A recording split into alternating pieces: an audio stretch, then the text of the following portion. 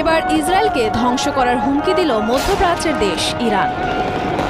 শুধু তাই নয়, ইরানের এক আঘাতেই ধ্বংস হয়ে যাবে ইহুদিবাদী দেশ ইসরায়েল, বলেছেন ইরানের প্রেসিডেন্ট সাইয়েদ ইব্রাহিম রাইসি।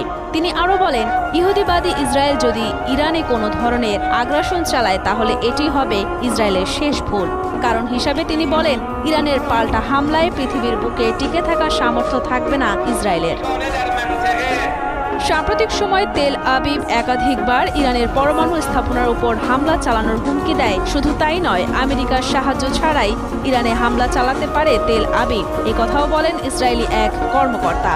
এর জবাবে ইরানের প্রেসিডেন্ট রাইসি ইসরায়েলকে এই হুঁশিয়ারি উচ্চারণ করেছেন। ইহুদিবাদী সরকারের হুমকি একটি ব্যর্থ বাগাড়ম্বর, যা কেউ বিশ্বাস করে না।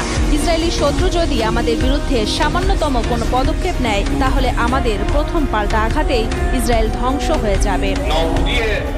2 মে লেবাননের আল মায়াদিন টেলিভিশনকে দেয়া এক বিশেষ সাক্ষাৎকারে কথা বলেন ইরানের প্রেসিডেন্ট রাইসি।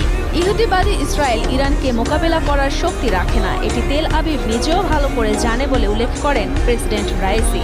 এ সময় তিনি আরও বলেন, ইসলামী প্রজাতন্ত্রের শক্তি এখন আর এ অঞ্চলের কারো কাছে অজানা নয়।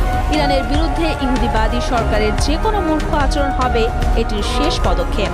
ইরানের পাল্টা হামলার প্রথম মুহূর্তটি সহ্য করাও ইসরায়েলের পক্ষে সম্ভব হবে না। দশকের পর দশক ধরে চলে আসছে ইরান ইসরায়েলের শত্রুতা। প্রতিনিয়তই চলছে কথার লড়াই। প্রতিদ্বন্দ্বী এই দেশ দুটি একে অপরের সঙ্গে প্রক্সি যুদ্ধে লিপ্ত। তবে